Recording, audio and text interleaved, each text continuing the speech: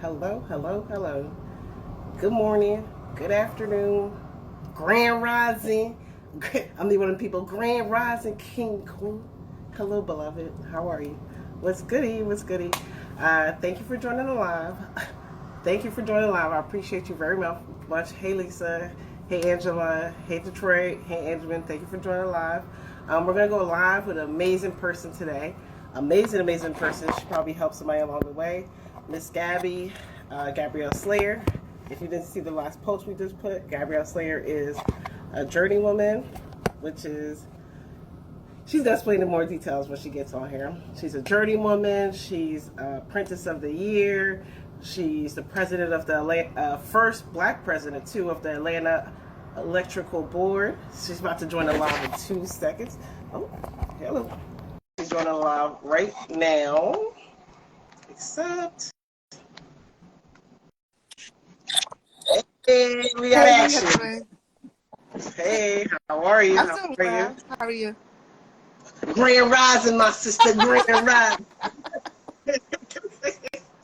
We gotta start with that energy. How are you doing I'm today? doing well. No Okay. complaints.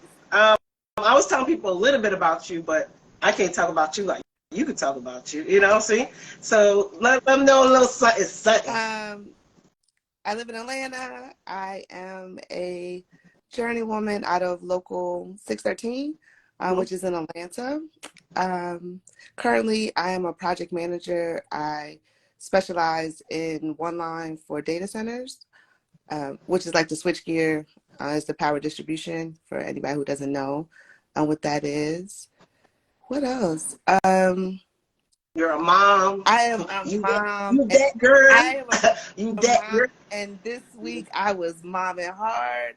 It Yeah. is the end of the school year, so we are rushing to the end. I also am on the PTA, so we have a bunch You definitely gonna talk about that too later. Being a mom and having a full-time job that people pull on you all for day.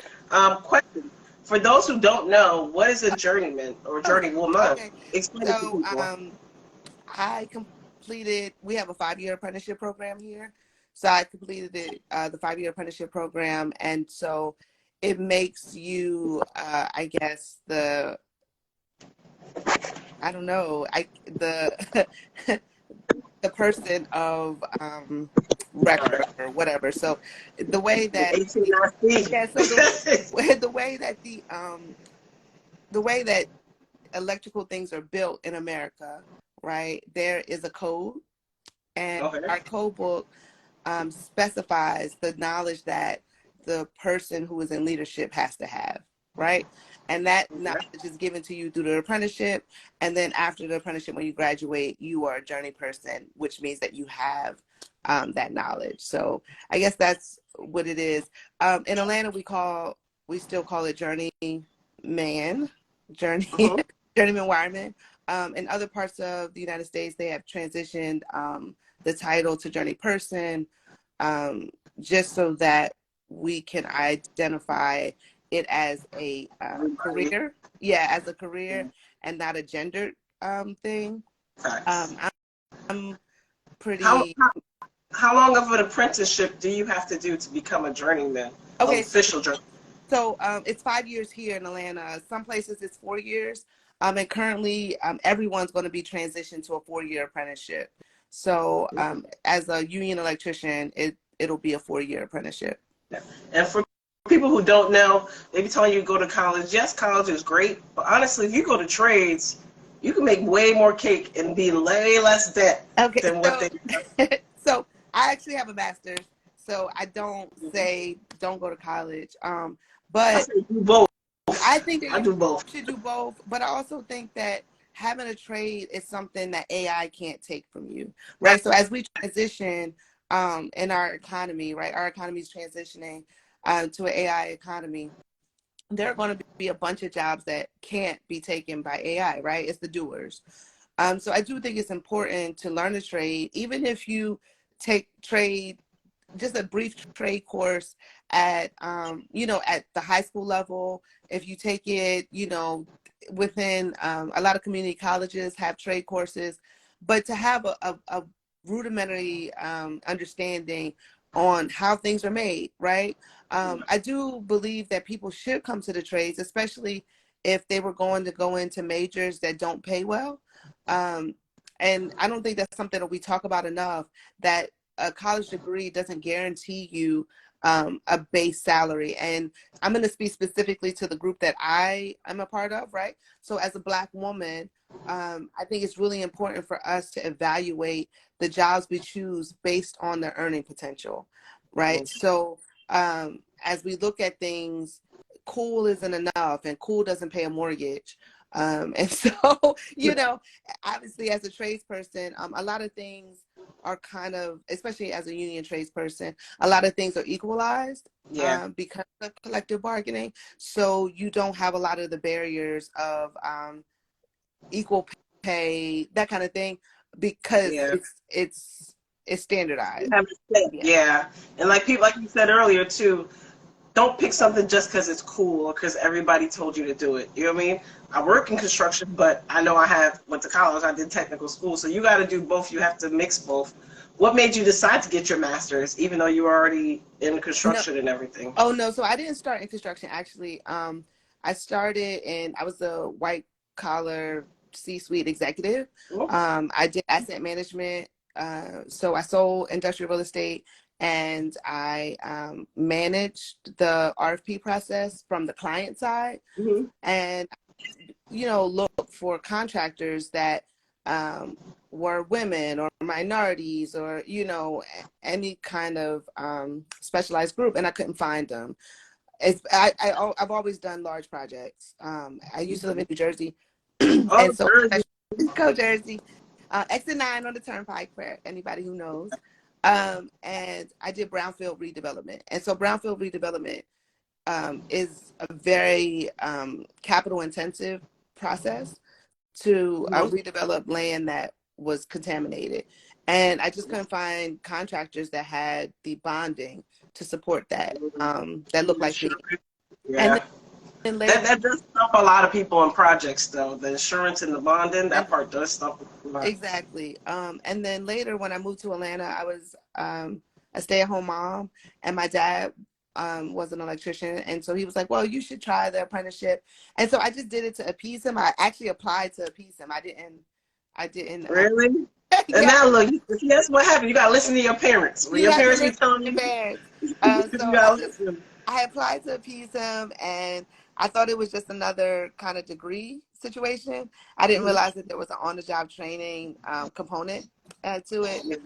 But when I started, I really enjoyed it, right? So I really enjoyed it. I excelled, and I got here, right? So this, I graduated in 2020. So I've kind of had a pretty fast rise in the, I guess, hierarchy of industrial electrical work. But that's because you applied yourself. Don't downplay it. You know what I mean?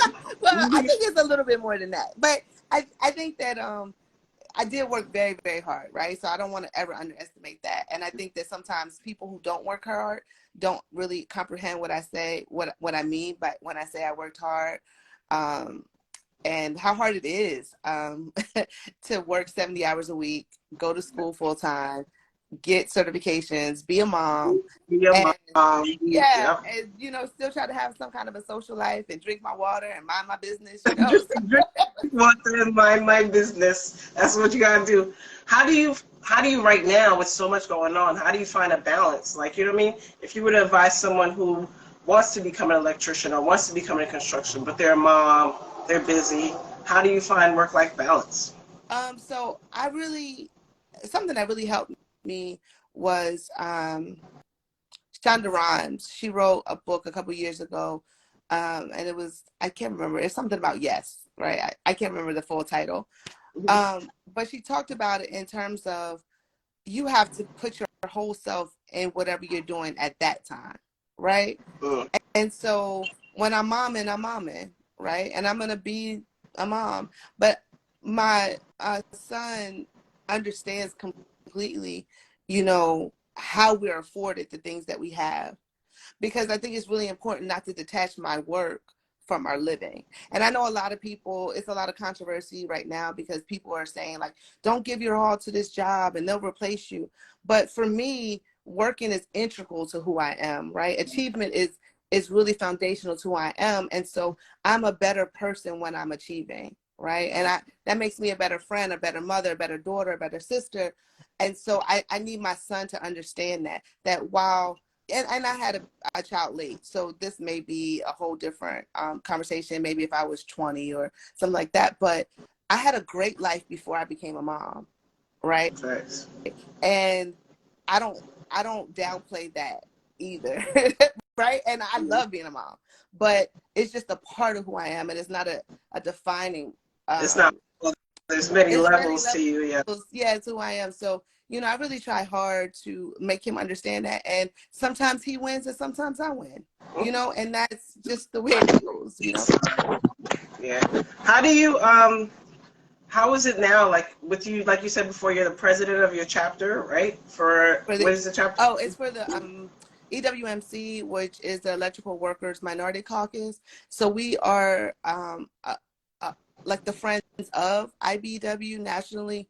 And our main mission is to make sure that underrepresented groups become represented within the IBEW. Okay. And so that's through leadership training, networking, and then also making sure that we have the ability to also police the actions of the groups that we're a part of, right? When you say police, what do you mean? So I don't think that it's a secret that construction is like the last frontier. There is no HR within construction, right? And so with that said, there has been for years a barrier to entry to anyone who wasn't a cisgender white man. And so those barriers still exist and are codified, if we're being honest, right?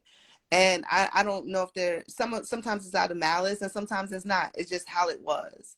And so when people run up against issues that need to be changed, right? Where things need to be codified the opposite way too. The EWMC puts forth resolutions in order for our bylaws, because we're governed by bylaws, right? So yeah, so the structure, I like that. Yeah, the union has a lot of structure, and so even within that structure, though, because we live in America, the structure wasn't designed for people that were not cisgender white men.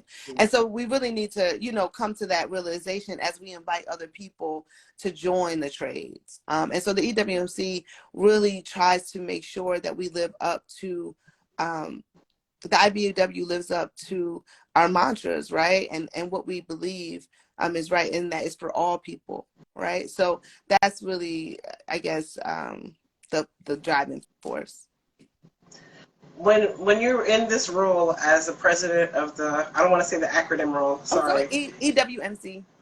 EWMC, as president of EWMC, what have you taken into action to change? Like, what are two or three things you've done from your point of view that changed for the positive for the future? Oh, sure. So last year we set forth 5 resolutions that one of them actually gives teeth to complaints of bias, right?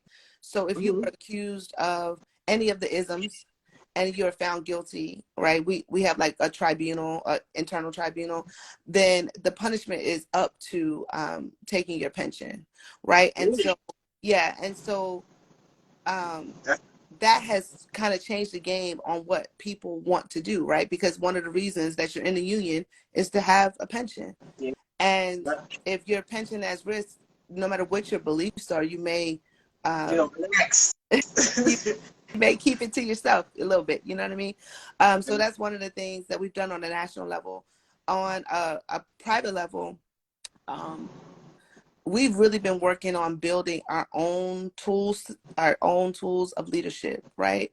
So right now we're doing a leadership series where we're reading different leadership books and then how they apply to our lives. And then also I have a mandate for my membership to get all the certifications, the advanced certifications. So currently, the EVITP, which is the Electrical Vehicle Infrastructure certification, which allows people to build the charging stations, which will be out, underneath the infrastructure. Yeah, that's the wave now.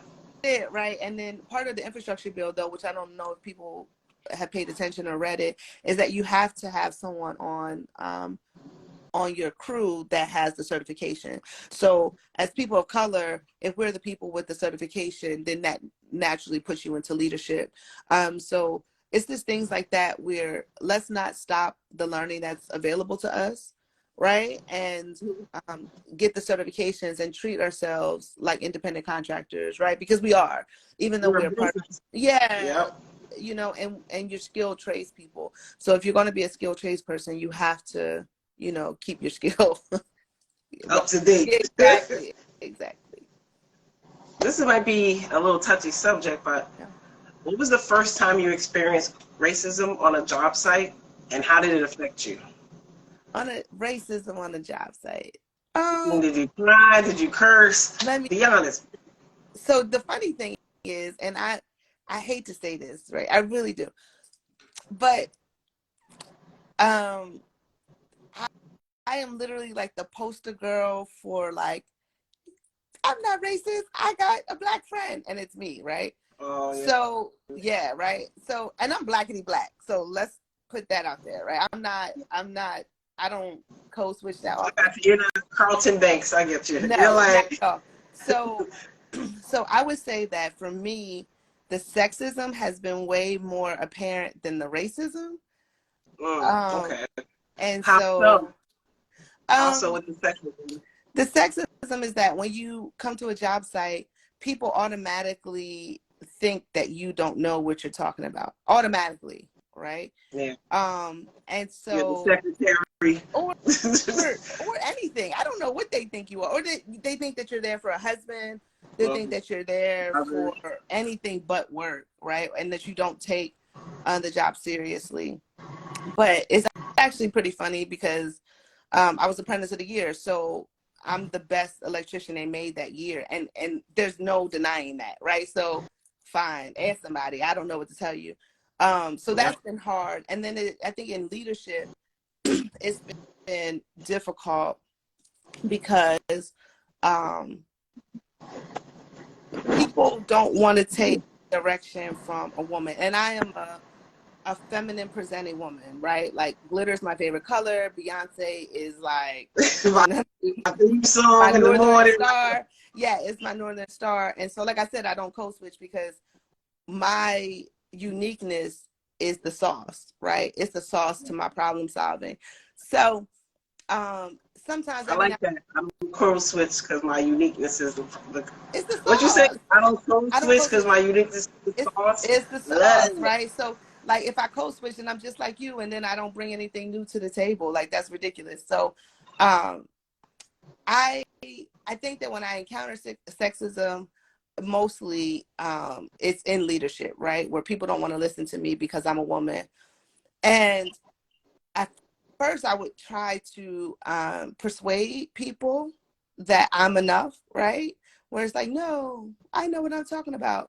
But then I thought about it and I said, I'm the boss. I don't want to work with you. Right. You should go.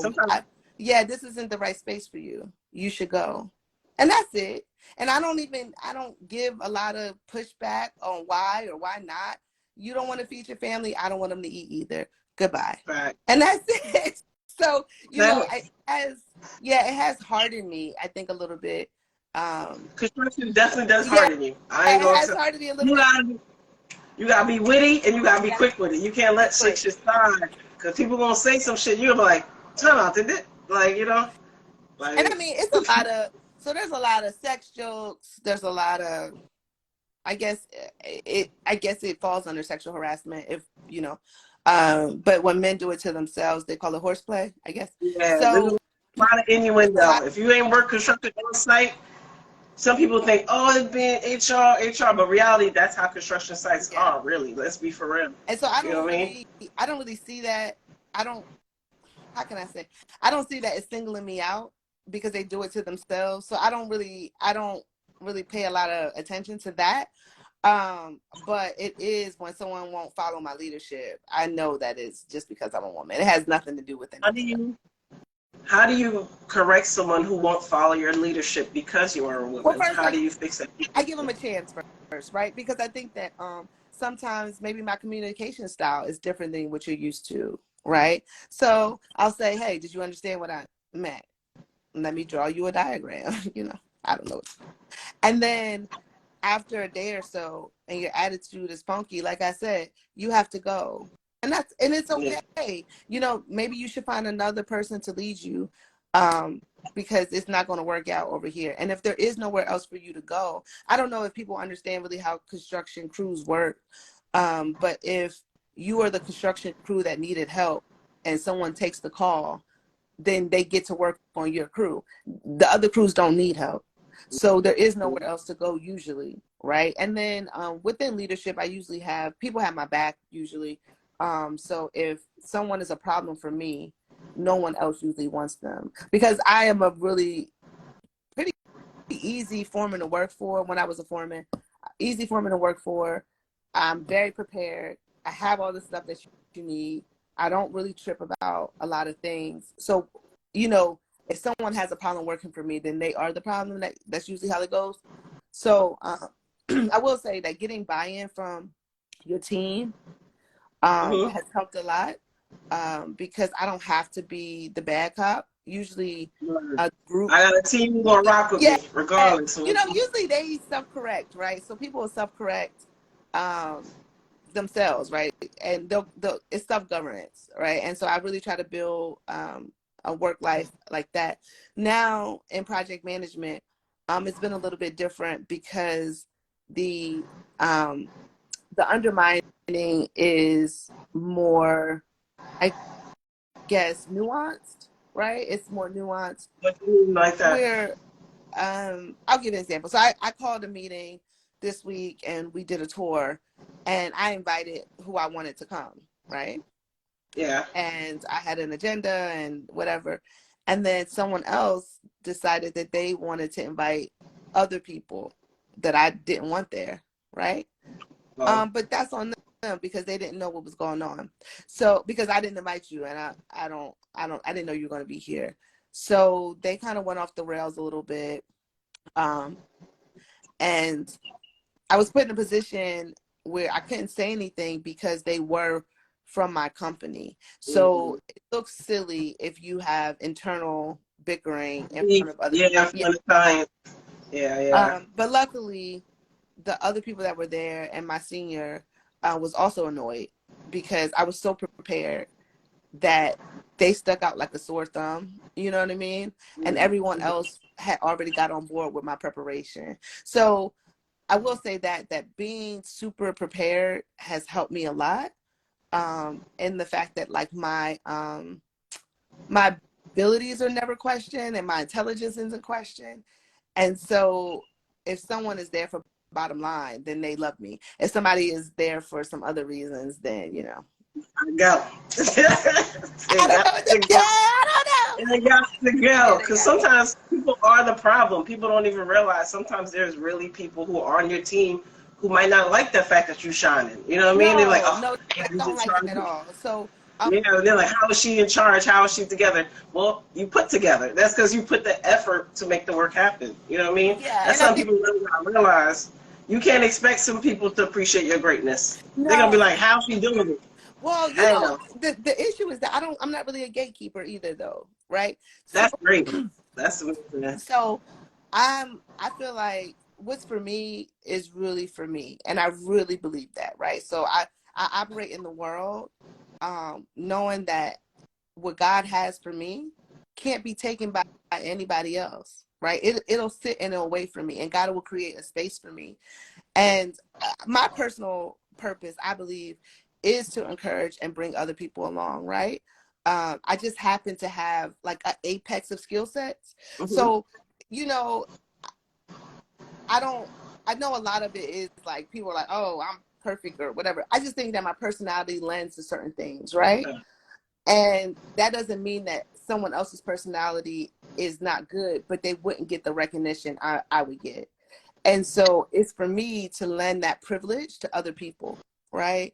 To be able to balance being, I'm hella nerdy, right? Like, Join the club, girl, the yeah, geek. I'm hella nerdy. I do really nerdy things, and I enjoy research, but I actually happen to be cool too. So like, it's one of those things where like I can talk to people and have a good time and ha ha ha ha ha. And I tell people all the time, I was never the kid with the book bag, so please don't follow me because I already got. She's like, I already passed the test. I'm Well, gonna pass the test without studying. well, I got 2 sets of books at the beginning of the school year, so I look like I'm not doing anything, but I'm up all night. You know what I mean? So please do not follow me. You know, and I really try hard to drive it home to people. Like, I work very, very hard, and I look like I'm having a good time, but I work really hard. And so, you know, I try to run cover and D for people who may be really, really smart, but they're not personable, right? Or people who are personable and they're not that, I don't want to say smart because that's not the word I want to use, but they're not academic, right? Because there is room for all types. And when you were playing a team sport, which is construction, right, you need the person who's going to rally the troops and get everybody excited and working or whatever. And they may not know what the hell is going on, right? But it's okay. How do you find or build the right team? So for me, I play sports all my life, and so I've really just tried to figure out what jobs I need done, right? And what strengths would get that project completed. And I just find the people with those strengths. But you really have to get, my leadership style is really getting to know people, right? I joke around, like, I really go with the Godfather kind of thing where I'm going to need a favor eventually. I don't know when, but so I'll give you. You're going to love me. You're going to love me. I'll give you as much as I can, right? Because there's going to come a time where I'm going to have an ask, and it's going to be way outside of what you want to do, right? But my leadership style really is one of understanding the people that I lead, right? Because I'm not a micromanager. And because I'm not a micromanager, it's something I had to learn, right? Because I'm not a micromanager, I have to be very, very selective on how I put people in place because I'm not going to come back and check on you. So I need you. You see what I'm saying? Like, so that's me managing myself. When I know I need you to be exemplary in what you're doing. Yes. Because I'm doing 6 things, and when I say I'll be back in 2 weeks, I really mean I'll be back in 2 weeks. I'm not going to check on you in a week. I'm not going to do any of those things. I'll be back in 2 weeks. I need you to perform. I need you to outperform your standards. That's it. So I think that when you manage people, you also have to understand your management style, and I'm very, very clear with people what my management style is and what my expectations. And to bring it back to Beyonce, right? I don't know if other people watch, but one of the documentaries, she was practicing for Coachella, I think. And when she got in the elevator, she finally exhaled, right? And her mom was like, "Oh, you are really tired." And she was like, "Yeah, I am really tired, but I can't show other people that I'm really tired because they'll get tired too." And so I really try to do that in my leadership, is that if I expect people to work hard, I got to work, 2 times harder, right? Because people are really paying attention to your example. And I don't know, like, I guess I really think about building vibes, right? And the kind of culture that I want in the team of people that I work for is one where people don't feel like throwing other people under the bus is going to get you further with me, because it's not, right? Like, I'm looking at you sideways from now on. Yeah, I don't really, I don't deal in gossip, and I don't deal in putting people down. And you can't climb by putting people down when we're a team, because we all look stupid. So you let us all look stupid so that you can look better. Like that doesn't go well for me. Don't work for me. Yeah.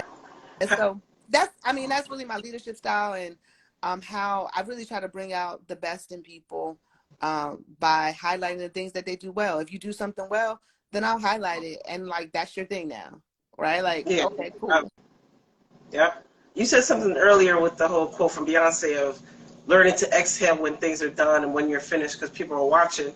How do you exhale then outside of work? What would you recommend someone do to recharge their mental health to get back in it? You know, because construction is a demanding field. Let's be for real. To be honest, I really am intentional with my friendships as well.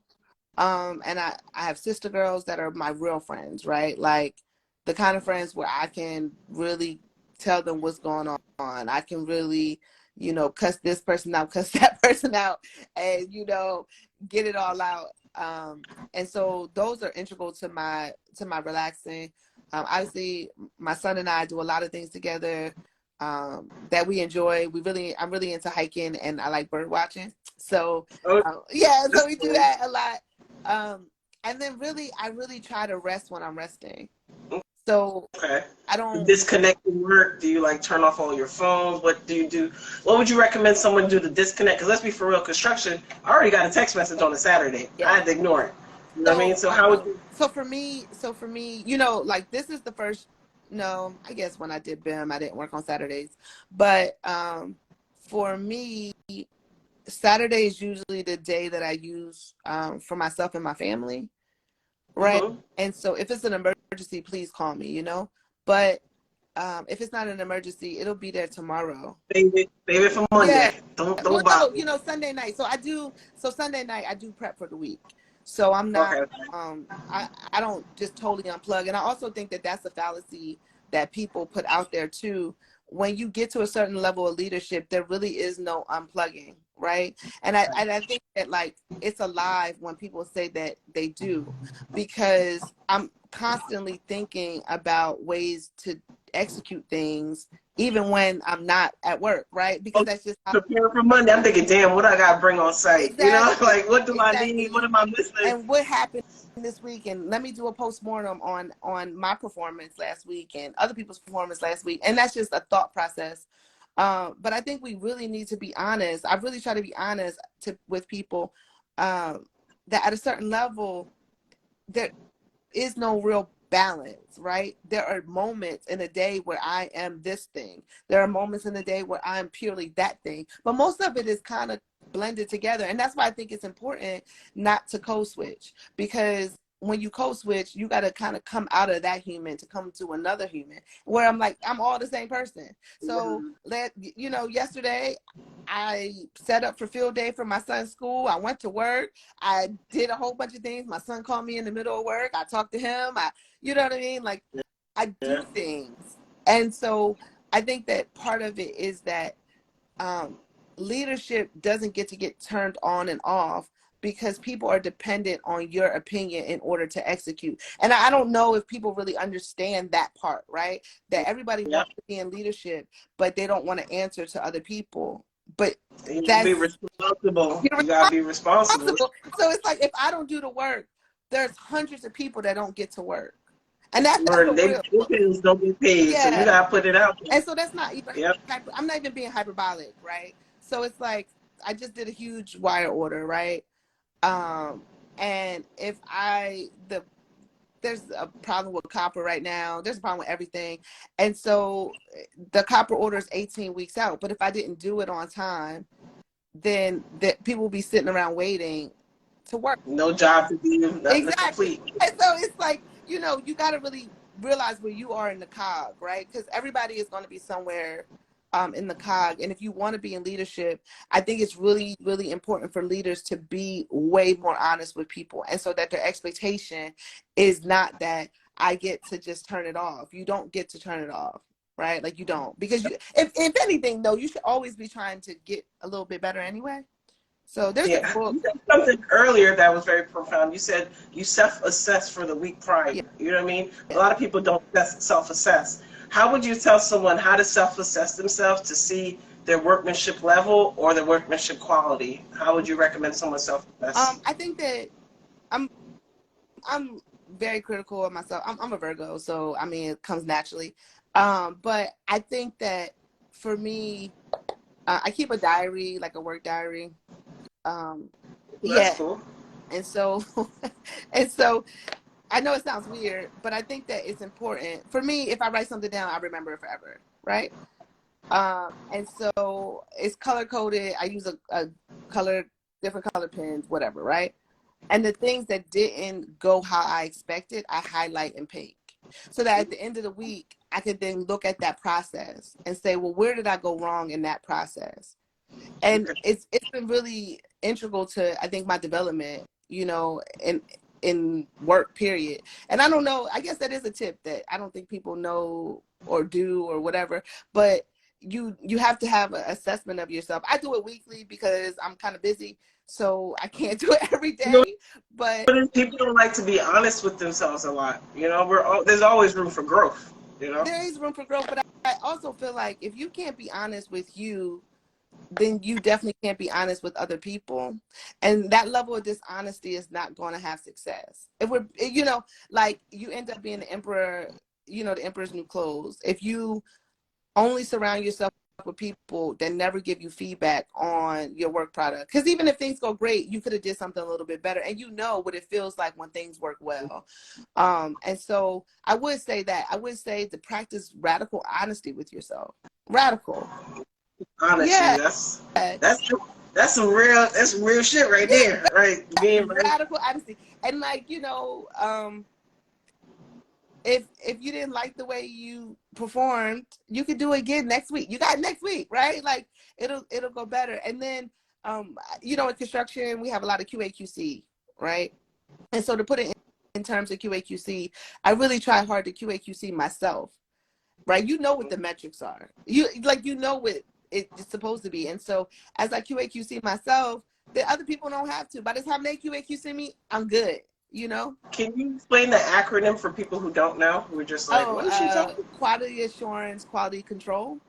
So the assurance part is usually a checklist of things that you're supposed to do, right? So let's say you're building a building, you were supposed to pour a foundation, set the walls, and put a roof on, right? The quality control is, did you use the kind of cement, the concrete that we said to use? Did it set correctly? Are there cracks in it? That kind of thing. So you can drill down into the processes to make sure that what you said you were going to give is exactly what you gave. And then hopefully you can, what it's supposed to give. Yeah, and hopefully you can exceed those expectations. But was it hard to do that for yourself? To be honest with yourself, was it hard? No, I'm brutally honest as a human. So I don't. It's actually been harder for me to give myself grace than it's been the other way. But and I look for feedback, right? So I also am not afraid of feedback, and I think that sometimes the people that don't like you the most probably have the best feedback if we're being honest, because they're not going to cut corners. They see greatness in you. Sometimes they like, you know what I mean? They see it in you. Yeah. They're going to be funky, right? So like this week I said, 2 people showed up that I didn't want to be there. And that's something I'm going to work on, is how do I tell people that they're not invited to the party? Because that's the thing too, because you don't want to be labeled as the mean girl or bitch on site. So it's like you'd be afraid sometimes to speak up. You know what? No, I don't care. I am an angry Black woman. I'm angry. Why wouldn't I be angry? Like, why wouldn't I be? I live in America. Why am I not mad? You not mad? Like, we not mad? I am. So I don't feel, my whole thing is that it doesn't rule my day, right? Like, I'm generally a happy person. But the issue is that if you make me mad, you're going to know that you made me mad. Right. You ain't going to repeat this. You ain't going to play with me. I literally don't have that monkey on my back of not being able to show my displeasure, because I think that's leadership too, right? Is you're not going to take away my ability to show displeasure because I have a vagina. No. You wouldn't do it to somebody else. Yeah, you wouldn't do it to somebody else. You're not going to do it to me. And you can label me whatever you want to. I don't really care. And yes, I don't like you. You're right. You're right. I don't get bogged down by that. I think that a lot of times, as Black women especially, the tropes that are out are there to box us in. Because if you are concerned about appearing angry when you're angry, then how do people know that you're angry? How do you how do you enforce your boundaries? Or I am a mom and I'm a single mom, right? And okay, Like, I don't, like, okay, yeah, you're right. I have a kid. You're right. You're right. I got things to do. I got PTA. Yep, Yeah, you're right. and I'm like, okay. And I think that once you you can take a lot of the sting out of things. Oh, there's this book that I would suggest to everybody. It's called David and Goliath. And the things that your perceived inadequacies are actually your strengths, right? And the I'm gonna look world, that up. yeah, please read the book. Like, it's so good. And like, it's very popular. It's by Malcolm Gladwell. He's very popular. You can probably get it on YouTube. Okay. But I think about that myself, right? So my perceived weaknesses are that I am a woman and I'm Black, and I'm a mom, right? Those are my perceived weaknesses. But in reality, I think that me being a woman in construction literally gives me a unique skill set on motivation, right? Yep. So it's a bunch of men. They will run through a wall for me. Would they run through a wall for somebody else? I don't know. But, is it because I'm a woman? Maybe. Is it? I don't know. Sometimes And that's the one part they don't talk about construction. If they really rocks with you and they see your workmanship, they gonna rock with you, bro. They gonna go to hell and back. Yeah. They will go to hell and free you because they're like, nah, she be about her business. So I really, I think about that a lot, right? So that's one of my perceived weaknesses. I guess I'm a woman. My Blackness. I am, I think, the first Black PM at this company, and it's like 100-year history. Yeah, so that's something, right? It's funny, but I think about it a lot. Like, okay, like. I've been that girl. Y'all just recognize her. Yeah, and I'm like, ain't that about a bitch? But yeah. At the same time, I really try hard to make sure that I walk the site, because I need other Black people to see, like, see me, right? And they need to see that it's attainable. And it's not that it's a magic formula on how to do it, because I wouldn't say it is. But I will say that you can't be bogged down by what people say that you can't do because of what you are and the things you can't change about yourself, right? Those are things that are fundamental to who I am. So if people say that I can't do things because of it, that means that my achievement is limited. And I really, so I really don't try to keep those things. Now in my 20s, I'm gonna be honest, when I graduated college, I really felt the weight of that, right? I felt the weight of being a Black woman in corporate America. And I went to therapy, and I would suggest therapy to everyone, especially Black women. But I went to therapy in my 20s because I also had the juxtaposition of coming from very humble beginnings and making a lot of money. And it was hard. It's hard to not fit in your family, right? It's hard. Like that's very, talk about that part. That's very difficult, right? And then to go to work and not fit in that work either. And it was like The Boy, right? Where you are living behind the veil, but now you're living behind the veil in both worlds. And so that's a whole, mind.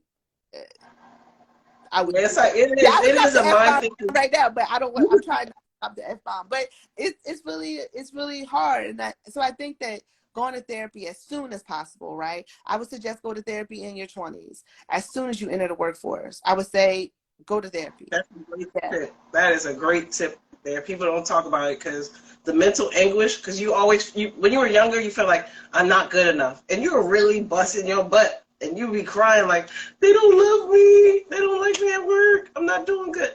But you were killing it. But sometimes you got to realize, too, you ain't going to get claps from people who are jealous of you. No. That's how you. And I think that I'm in the position that I am now. That's why I seek out young Black women to tell them they're doing a good job, because they may not hear it. And they definitely are not going to hear it from someone on my level, right? And so, I seek them out. And, like, sometimes they're not doing a good job. I'm going to tell you, I'm going to be honest. Sometimes I'll be like, But you got to pull up to the side. You be like, come on, bro.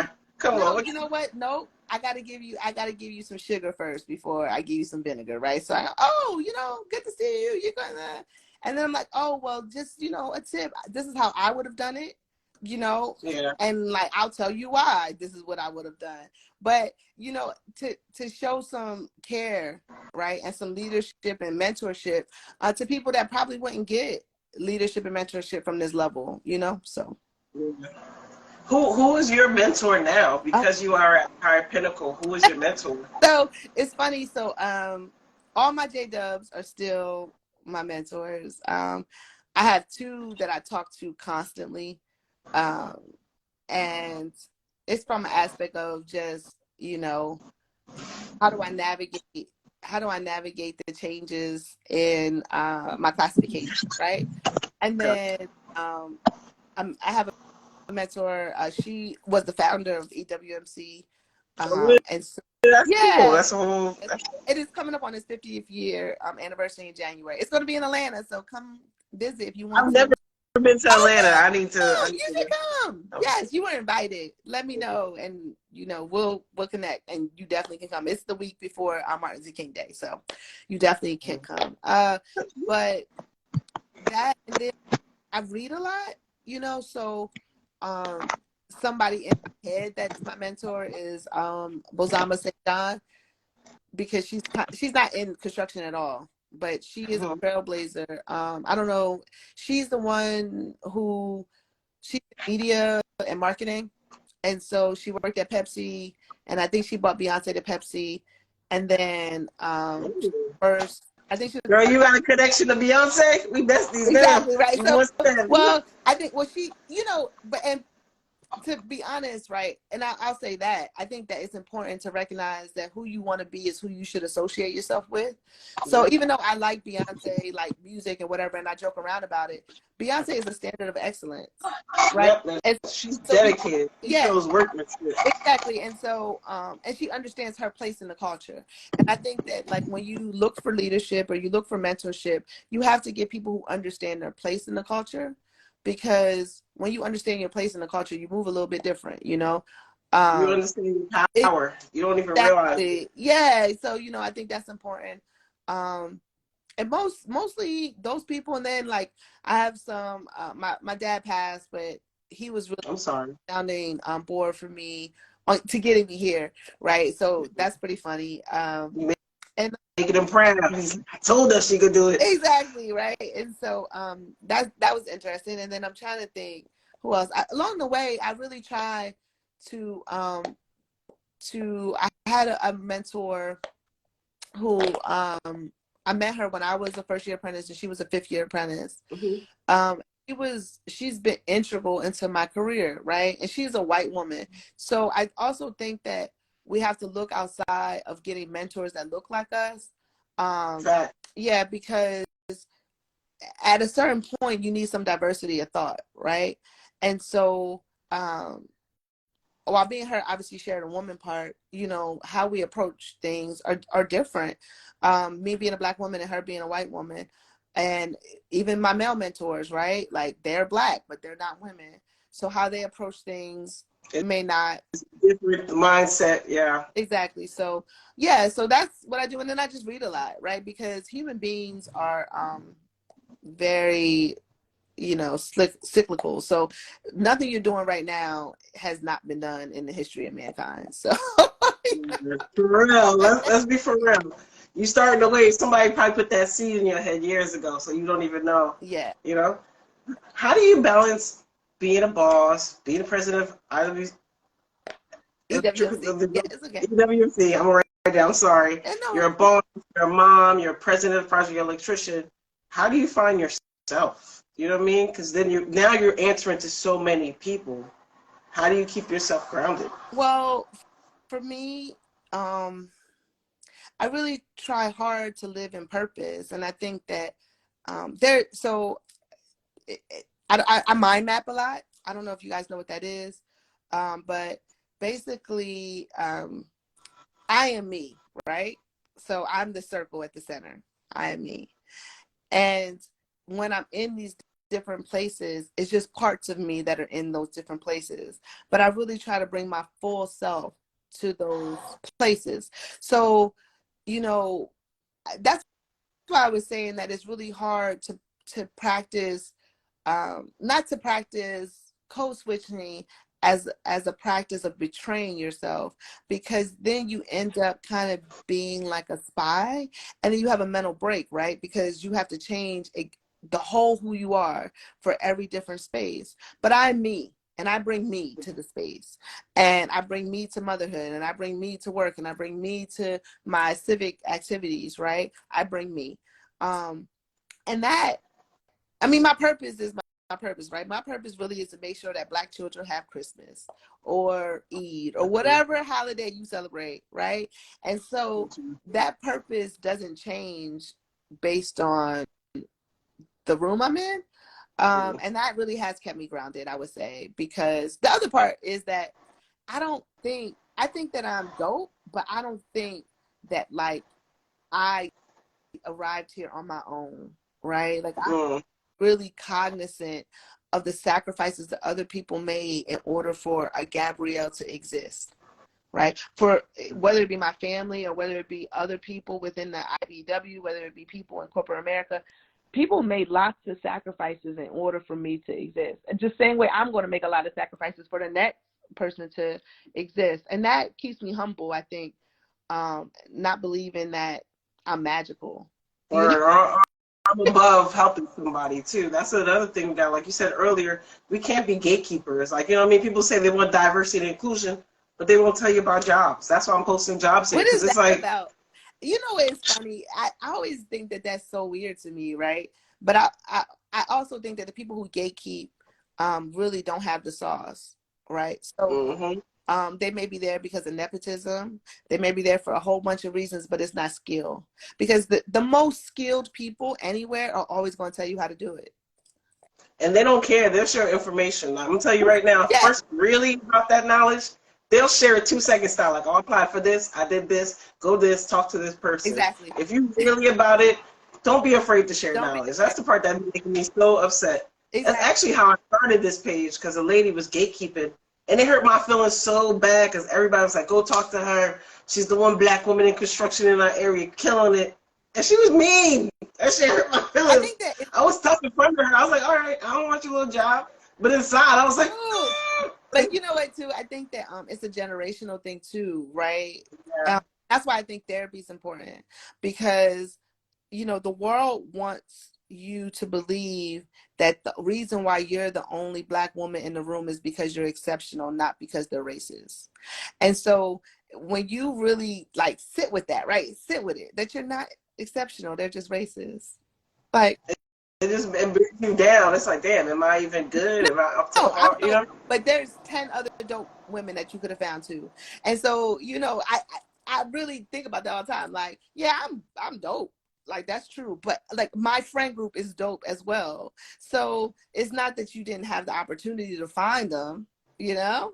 It's that you didn't find them. And so I think this is really important. That's why I think therapy is important, because therapy will give you a grounding of understanding who you are, right? And then also, if you are going to gatekeep, then just move out the way, right? Because I know people. You causing traffic. Yeah, I know people that when I took this job, people were like, "Well, you're not going to be able to talk to the same people anymore," and I'm like, "Why?" What? Yeah, like, I'm gonna talk to the maintenance man on site with the same respect as I talk to the president. Like, you're not supposed to do that. That's another thing. But that's people's thought process, right? And I'm like, that's weird. Now, that's another thing. People be afraid, like, oh, I can't talk to him. He's in the Apprentice, or like, what? Like, you know? I mean, I'm like, I didn't get to this position for y'all to tell me who I can talk to. I talk to whoever I want. And so, you know, I'll talk to you or whatever. Now, I really try to stay out of things that aren't my business, right? Because I think that does mind your business, right? And I'll notice a lot of things, but if it's not my business, I probably won't say anything, because I do think that that'll get you bogged down, right? When you go to the next level in a position and you're still worried about how people are functioning in a position that has nothing to do with you, then that's going to be a problem. But you can speak to people, right? Don't be rude now. Don't be rude. Don't be rude. And then, you know, try to provide opportunities for people. You know, if I hear something, or if people need help with a resume, or people they need help with homework, right? Like, I'm down for a homework call, you know, because I think that it's important for people to understand that there's a community that wants you to succeed, you know. So I really try to build that community, and I try to do that everywhere I go, though. That's what I'm saying. It's a lifestyle. I think a lifestyle around leadership, because leadership is, I'm a servant leader, and so leadership is really not about lording over people as much as it's about direction, right? Building the street for people. That's been my major, I guess, thing, right? Sometimes people don't know how to get into construction. I get messages all day. Oh, how do I get into construction? I'll be like, all right, go look at this local chapter, go here, go there. Yeah. You know, knowledge is power. It's a real thing when they say knowledge is power. It means that, something. right? So when we break that down, well, I don't know about construction as a whole, but the electrical trades as a whole, the trades as a whole, the reason why you don't know is because you weren't supposed to know. They literally had to go to court in order for them to tell people. So like even that, right? Even that is not an accident. And so I tell people, like, it's not your fault that you don't know, but let me give you the game, right? Let me tell you what you need to do, where you need to go, what time you need to be there. And if you need help, I got you, right? If you need help on the entrance exam, because there are no study guides for our test, there's no study guides. Cool. They make you do stuff on site. No, there's a real test, but there's no study guide to go with the test. So that's where the nepotism comes in, right? The nepotism, the nepotism, because if you walk off the street, like, I know how to do math. Do you though? When's the last time you divided a fraction? You know what I mean? Like, when's the last time? And that exactly. So it's one of those things. Let me guess to someone. Oh, it's a 36-degree angle on that roof, and they was like, "What?" I was like, "Oh Lord." It's funny because now that I'm in management or project management, people aren't used to project managers being actual electricians, so they think they're gonna like explain to me what something does, and I kind of let them, right? I say, you know what, let's go, right? And then something happened the other day, and I was like, yeah, I think it's I think that the bend is too deep, And they were like, what do you mean? And I was like, well, I would have went with a 30 and it looks like 33. And they were like, what? And I'm like, oh yeah, I'm an electrician. I was like, so I've been bending pipe. Like, I understand. I know what a 30, I know when you overbend something, like, get out of here. But I can look at the conduit and tell you did something wrong. You did something wrong. So I think that it's funny. I think it's funny or whatever. But I also tell people that that's a skill set, right? Like, I've spent thousands of hours on a job site doing work. Invested in myself. Exactly. Don't let this fool you. So that's not magic. So I'll say all that to say that to give other people that magic, though, right? To cut through the chase and say, hey, this is what you need to do. This is what you need to look at. If you want to be in leadership, these are the things that you should care about. Especially in electrical work, the things that I think, and it's the advice that my dad gave me, is that you should really specialize in terminations. The rest of it is great, but the money is at the end. And so if you specialize in terminations, there's no way that your skill set won't be in demand. You say terminations, what do you mean if a person doesn't know what that means? If you think about your house, when you go to your electrical panel, that's where the wire ends, right? So the wire goes onto a breaker there. Electrical work is literally basically just a bunch of switches, right? So it doesn't matter if the wire is as big as your arm or if it's as skinny as, a piece of hair or whatever, it has to terminate somewhere. And the money really is in the termination, because if the pipe is there, right? We know the pipe is there. The infrastructure is there. The wire is pulled. If you terminate it incorrectly, it really wipes out all the work that was done before, because the whole point is for that wire to be terminated somewhere. And so it means you're a closer. Yeah, this job getting closed out. So, you're a good closer. Exactly. Yep. So if you cut, there's like a saying that we have at work. It's like, long you're wrong, short you're gone. Right? Because you'll get fired if you cut it short. She's like, yeah, don't do that. Yeah, you'll get fired. Do it long. You never overestimate the underestimate. Yeah, let's leave some room for error, for human error. So it's just stuff like that I try to give people as a tip, or for us, we have two programs in our union, which is the apprenticeship or CECW. Both of them will let you end up being a journeyman wireman. But for us, the apprenticeship is really the path to leadership, right? Mm-hmm. So I try really hard to tell people, don't let them steer you to the CECW program if you want to go into leadership. You'll still be a journeyman, right? But it'll be so much harder to go into leadership if you don't go through the apprenticeship program. And don't be afraid of leadership. Sometimes even the word leadership gives people anxiety. They're like, oh, I don't want to have that many responsibilities. I don't want to.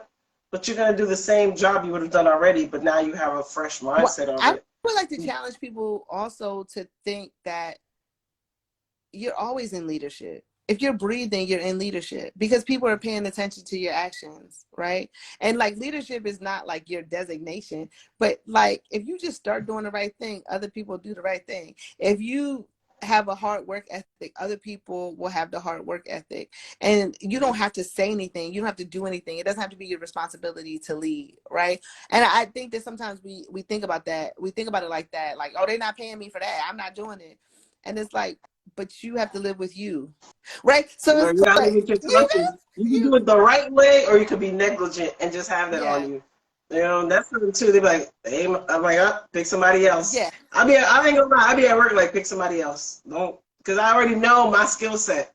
If you ask me to do some off the wall thing and I know the person next to me is better at it, I'm like, go ask Mike. He is the beast.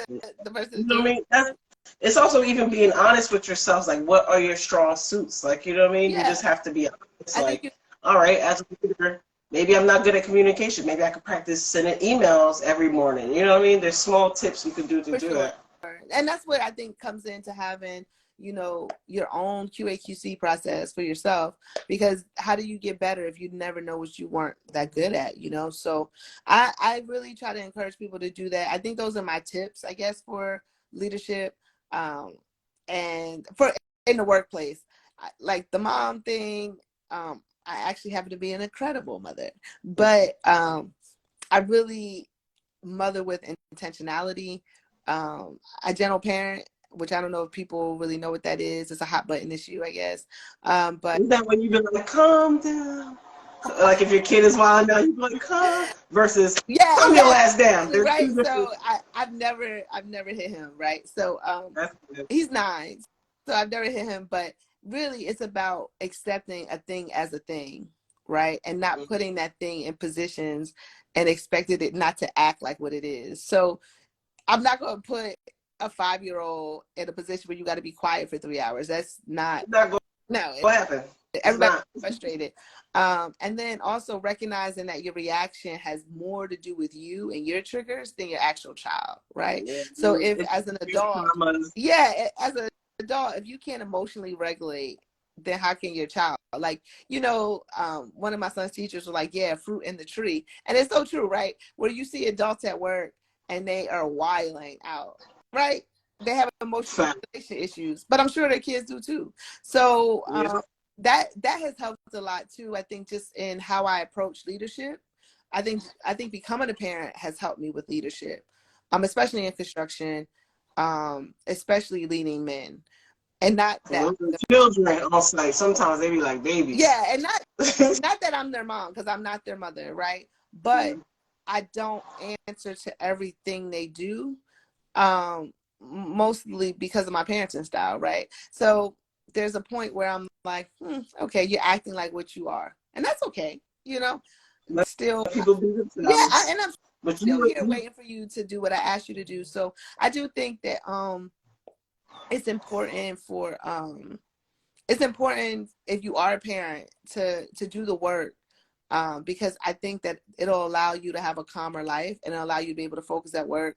I do a lot of prep even for that, right? Where it's like, okay, this is our week ahead and this is what we have to have clean and this is where we should go and this is the bag we need for this day.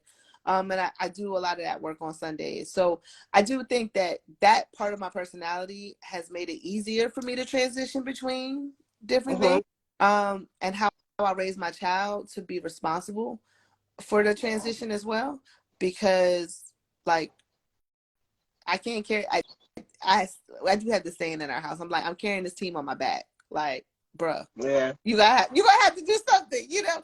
And so he's a team player, right? You know, so it's cool.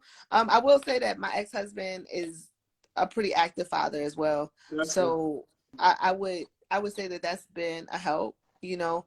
But at the beginning, when we were getting divorced, he was not a help. And so and so Oh boy. yeah, and so there's that. And then you know, I had to pay for people to help me. And that's just what it was, right? Okay.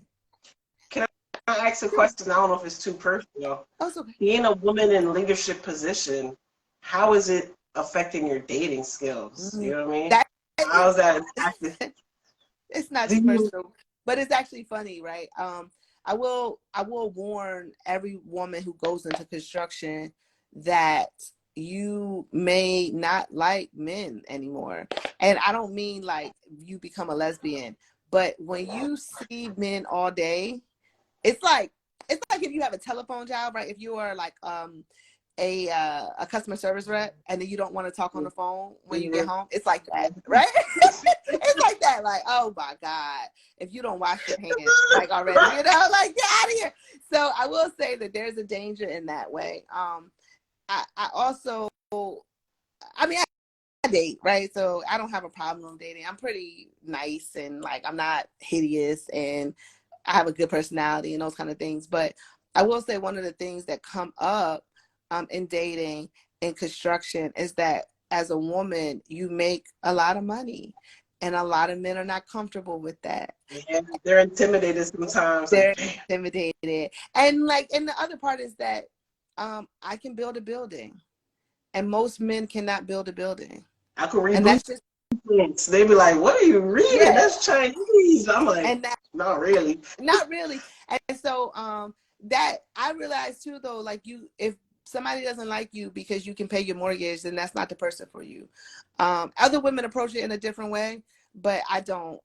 If you don't like that I'm gonna have real tools at my house, then that's just I can't, I don't know. I got tools and tape in my book bag in case of emergency. In case of emergencies, you know, like I have a drill in my car at all times. So like, I do too. In yeah, the truck. so it's like I don't ready to pop off. You never know.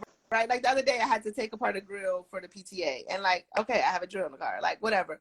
So I will say that I do think that I do think that I would admonish anyone who came to construction to not date anybody that you work with at least for a year, right? At least for a year. Right. And the reason why is because a construction site is like being a freshman in high school. When you come to the job site, you don't know any of the players. You don't know any of the inner workings, right? And so you need to give yourself some time to become a sophomore or junior before, and for lack of a better word, before you know, people having union meetings about you. You know what I mean? They talking about you. They know. And men talk. I'm gonna tell you now. So men got more than women on site. First of all, if you want to start any rumor, tell a man, because they gossip so everybody knows, right?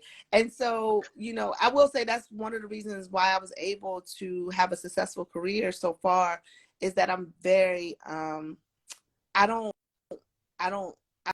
have sex for fun. And so I think that is important. Like, you can't use the job site as your pool. Don't be that girl on site. No. I work with that girl on site. Well, you know what? Every guy goes. Even if you are that girl, you have to understand that it's going to impact your ability to lead. It's going to impact your ability to work, right?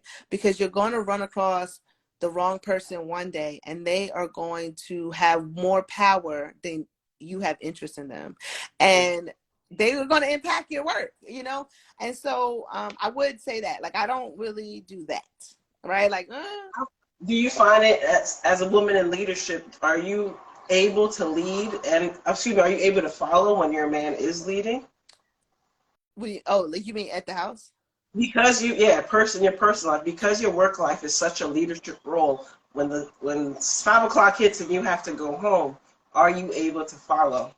No. I do something it's something that I'm personally working on, but I'm also working on choosing people that I can follow, because I can follow. I'm at work. I follow people all day, right?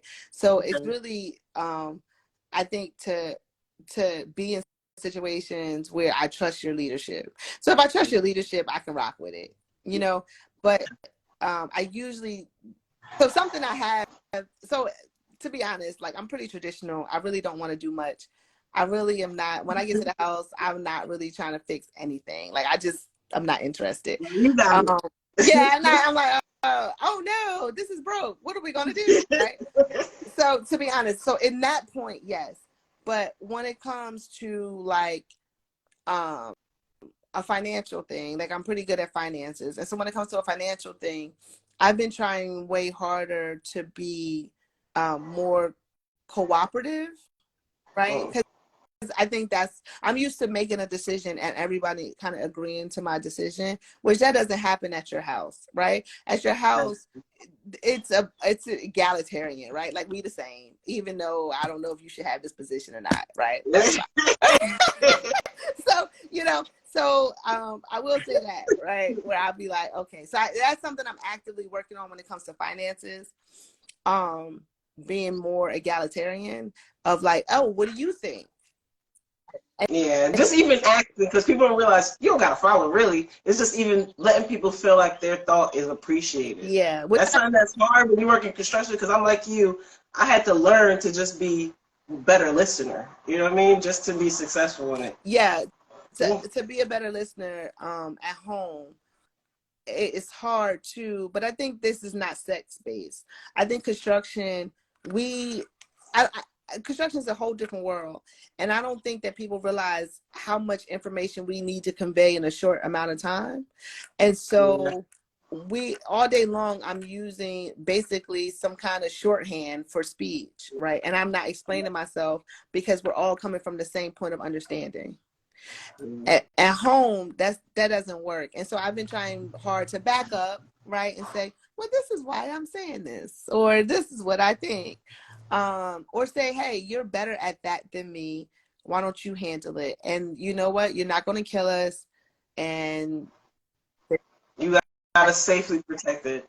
What advice would you give to a woman in leadership who right now never really been in leadership, but now she's in leadership and she's listening to you live? What advice would you give her to become a better partner? A partner at the house? I would say that think of your relationship, your romantic relationships, more of a collaboration, and that this person is your client versus your equal, like at work, right? So because when you're client facing, even when the client's an idiot, you don't say you're an idiot. You're sweet. You're nice about it. You're nice. And even if I'm going to do whatever I'm going to do, I still say, oh, okay. You're like, okay, with a smile. Oh, wow. Right? So I would say that. I would say to approach your romantic relationships more as though your partner, your romantic partner is your customer, right? Right? And you want to make sure that they're having a good experience. Yeah. You want to make sure that what they're asking for, they're receiving. What's important to them, right? More Chick-fil-A, less Popeye. Chick-fil-A customer service. Have a great day. They don't cheerful as hell. Kiss them off to work. About you, but it takes a lot of work for Chick-fil-A to exist, right? So don't think that it doesn't take a lot of work, because for Chick-fil-A to exist, there is a whole department that has customer experience as their title, right? So you have to train others. You have to train yourself to think like that. I also think if you do want to date in the trades, right? Date in the trades but be very careful. Right? Be very careful. Take your time. Don't date for a couple years in the trades. But if you date a tradesman, then you won't have those issues, because you can use the same shorthand at the house that you can use at work. I'm not even gonna lie to you. I understand. I prefer. I'm like, oh, he work construction. Put a little lip gloss. Oh, that's sexy. Yeah, right. It's like it's a little bit of like, ooh, okay. Ooh, I'm entertained now. I'm interested now. He's not gonna show with no Royalty tools or whatever. He's gonna show with Milwaukee tools, and he's gonna get his stuff. So He gonna have the good brand. Exactly, right? Because I'm a Milwaukee person. I'll do DeWalt, but I like Milwaukee because it's pretty. But I think that, yes, I would say that. And I also think that it depends though, right? So if you're a traditional woman, if you're a traditional woman, and when I say traditional, I mean like, you know, biblically traditional, right? Or if you're I get what you mean, like whatever, structurally traditional man, woman, like if not to judge anybody. If you're firmly rooted in a patriarchal hierarchy, right? You're probably gonna have to silo yourself, right? You're gonna have to silo yourself because the skill sets that make you an amazing leader in a male-dominated field is not going to make you a good mate in a traditional household. And I think I don't think we talk about that enough, right? Because like there are pluses to traditional households, right? And there's minuses, but there's pluses. But even just the sense to be able to just breathe, you know, when you're in a leadership role, you really don't get to breathe. So when you get home, you have to learn just how to, all right, relax. Let somebody else take it. If that's important to you. So that's what I'm saying. That's why I think it's really important to know yourself, because maybe it's not important to you, right? Maybe you don't want your mate to be involved in your career, right? So maybe you don't need that from your mate. And if you don't need that from your mate, and the things that make him happy with you are your cooking and your cleaning and child rearing, then just let be it honest. be. Yeah, and just be honest with yourself with that and say, okay, well, I'm gonna become something else when I come to the house. And then maybe you'll get a mate that feels like it's so dope that you're in leadership or whatever. But I will say that how you speak to everyone at work and how you speak to your family has to be different. Like you can't, you know, you can't be so straightforward, right? Yeah, I mean, at work, well, it's not just straightforward, right? It's authority. So at work, I speak with authority, and there's really no pushback, right? And at home, it should be more collaborative, where it's like, hey, what do you think about it? Let's wait, you know, that kind of thing. And so, and no, you know, but when it's time to go, like it's time to go. Like I'll do the what you think about it until I'm ready. And then all right, I'm moving. I'm gonna do something next. I already got plans. I got things planned out. I got the map. I've already done. Yeah. I plotted this out already. Yeah, and you know what? I mean, it would be a question that you probably should ask.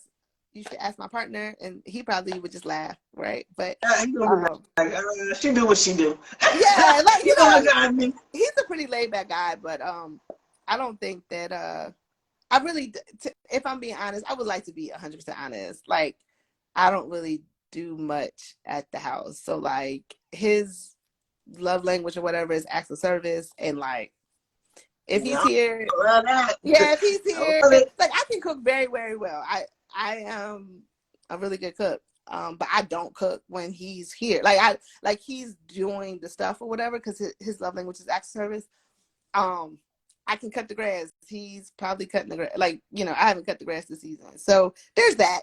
But it's just finding a balance for what works for you. That's really what it is. I think what works for you, but also like to understand that, like I said, humans are not as unique as we want to believe. So you got to figure out where you should shop, right? If you are the kind of woman who wants to run things at the house and at work and whatever, then you're going to have to get the kind of man that wants a woman that runs things. If you are the kind of woman who wants to be, you know, a passenger princess come with some duties. You know what I mean? You gotta you cleaning, you ironing, you cooking, yeah, you underneath your nails, you scrubbing. Yeah, exactly. You scrubbing. And like, what's the problem? I don't see the problem. Like, it's a trade-off, right? So I don't think one is better than the other. I do know that there's like a whole, you know, there's a whole conversation in the world right now about, you know, Black women and their inability to be submissive and blah, blah, blah, blah, blah. Or, you know, if you're the earner in your household, you know, that changes the power dynamics a little bit. Yeah. It does, right? But then you have to realize that, like, if you're not really in a partnership with this person, it's going to change it anyway, right? So if it's not a partnership, it'll change it. But yeah, I would tell people that I think that if you go into leadership, that your personal relationships, it's going to be a little bumpy at first, because you're going to, you know, you get new legs, right? And new legs just take some time, you know. Wobbly. Yeah, You gotta learn not to cuss nobody out on site. You can stuff like, what are you doing? Do it right. We're on a time crunch. We realize in real life you're not on a time crunch. They're not moving on your schedule. no, It's not gonna be. it's It's not not. gonna be done right It's in there not. when you want it. Yeah, it's I can't remember the book right now, but there's this whole book that details types of relationships, right? And so when you are project based, a lot of your relationships are transactional. And transactional means that you don't have to care that much about people's feelings, and they don't care that much about your feelings. But when you're in relational relationships where which would be, you know, romantic relationships or whatever, like hopefully there's some longevity to it, and the longevity means that they might be mad about what you said last Tuesday. You know what I mean? You don't remember, like, I ain't like how you got bass in your voice. Like, Yeah. what? But the funny, I think that has helped me too. Nobody talks about that my voice is naturally high, so I can say some really jacked up stuff, and people are like, "Oh, she's so cute." You know? You're funny. Yeah. That's truth though. You be like, let me make the pitch a little higher. Yeah, Be in the journey. right. The more messed up something is, the higher my voice is, and I try to turn my head to the side, right? Like, Like, you know. hey, And I can we think talk a that, little? you know, so I will say that, but I think that there's a lot of books about it, about women in leadership and how it impacts your romantic life, and it does, right? So I think that there's a cost, and I think that men have been paying the cost for a long time, right? I don't ever want to be light on that. Men have been paying a cost of being the earners of a family, and the cost of that is that you don't get to have the full emotional scope. Yeah, because it's just now men are talking about Yeah, therapy. You know what I mean? yeah. I asked my dad about therapy. He's like, therapy, physical therapy. My legs. I'm like, oh my god, never mind. Yeah. Like, you know. And so, you know, I think that's what I'm saying. But like, as the earner in a family, you don't really get to have the full emotional experience. And then even at work, when you're in leadership, you don't get to have the full emotional experience because you can't create panic.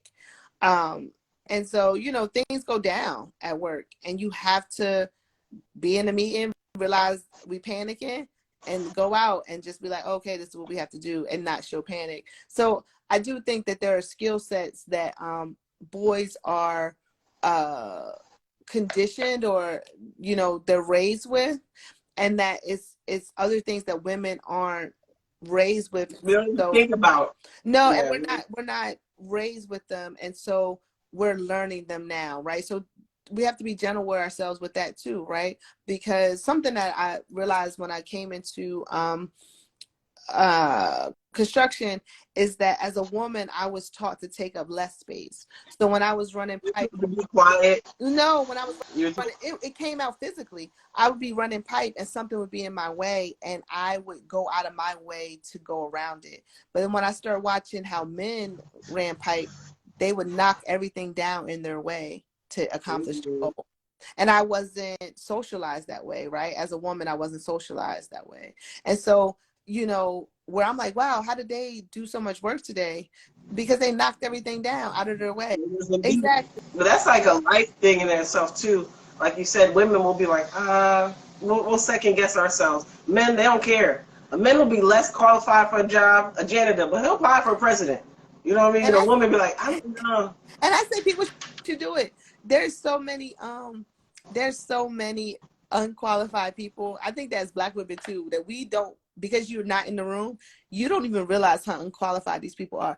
As I sit in these rooms, I be thinking to myself, this person's an idiot, you know? And people don't know, you know? And so I really try hard to encourage women to try, especially Black women, because we don't have enough examples that are going to tell us the truth. And that's why I was saying that it's important to have, it's important to Hold have, on one second. Who is it? Oh, I'm sorry. If y'all don't know, I'm in Cali working, so I have the hotel. So I'm like, what the hell is that? Give me 1 second.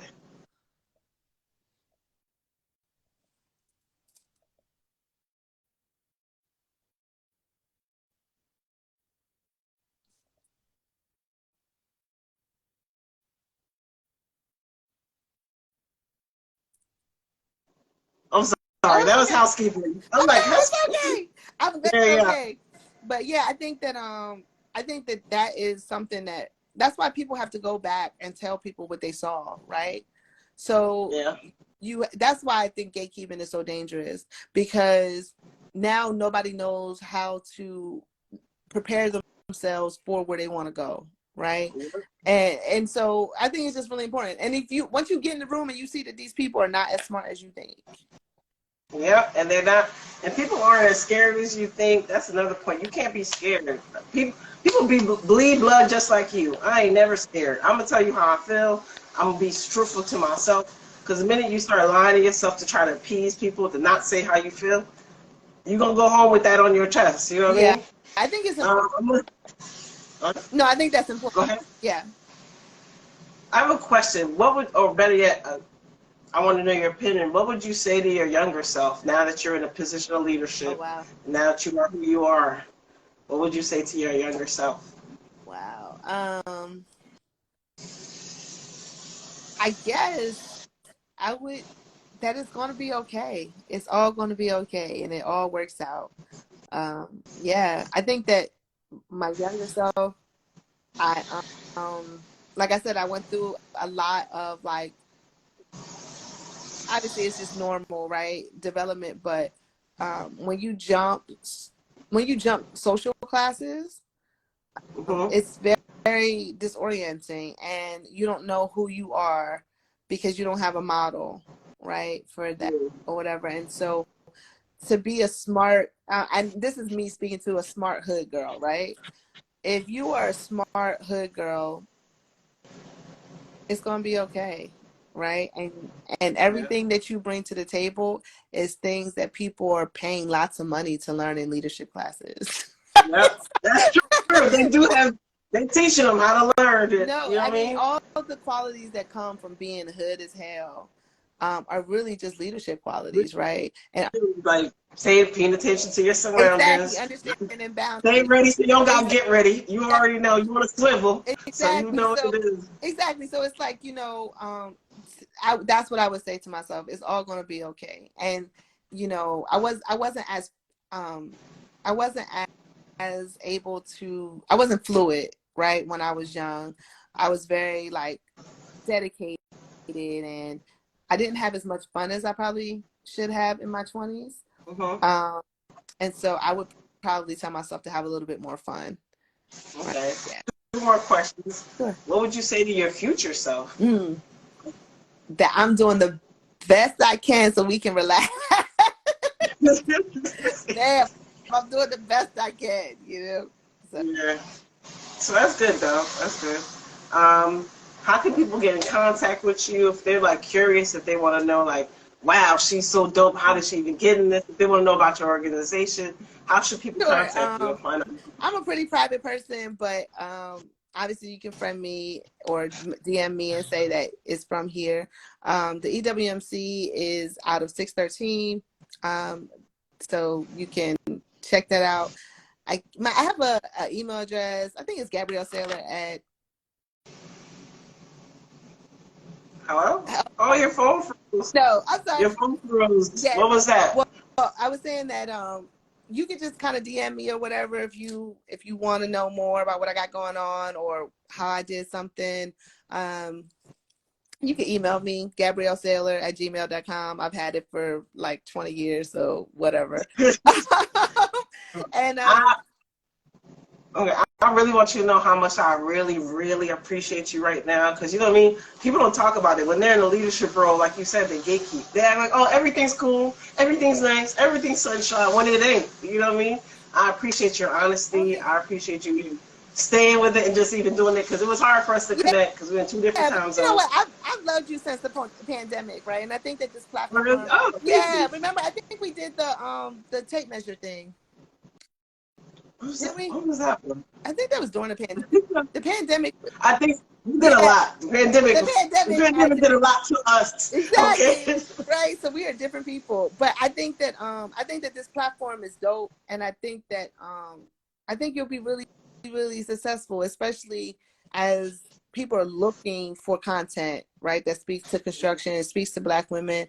And as Black women, I think no matter what field we're in, we need to click up. You know what I mean? So Sure, we need to smile at each yeah, other. we got a Voltron. So anything I can help, and obviously I do want you to come to Atlanta in January. So you got to come. You can come before that, but I really want to come though. I really, really want to go. I heard it's like the new Black Mecca. They got like the Tyler Perry studios, and plus it's just good to see successful. You know, representation does matter. You know what I mean? Mm-hmm. This is like if you want to see representation of success, Atlanta's the place to be. I think that right now, Atlanta is very special, right? It's a very special place where you don't have to look far to see yourself and see where you want to go. So I think it's a very, very special place.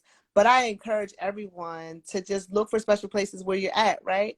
And create spaces where you're at, because the virtual world allows us to be anywhere we want to be, you know. So yeah, people need to come and visit Atlanta. Atlanta's doing things. Traffic is horrible, but the water boys, I heard about those too. The baby pumping at your car. Like them little babies. Now I'm gonna tell you something that's real. If they selling Gatorade and they got a cooler, I'm gonna buy it because I want to invest. If you invest in yourself, if you got the purified water in a shopping cart, I'm not buying it. So.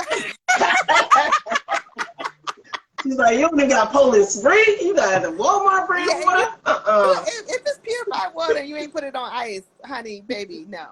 But they actually have a program for entrepreneurship for the water boys. So that's what. Really? Yeah, so it's actually a whole department in the city of Atlanta. So yeah, but for sure. You know, if people want to reach out, please reach out. If I can help in any way, if people are interested in getting into the apprenticeship nationwide, reach out to me and I will get you the person that you need to get with to become, a journeyman wireman. So yeah, that's it. Thank you so much again, Gabrielle here. Please contact her. You can say your @ name. I don't want to say it weird. Oh, Gabby Thickums. It's Gabby Thickums, and it's all the connotations that you believe it to be. So whatever.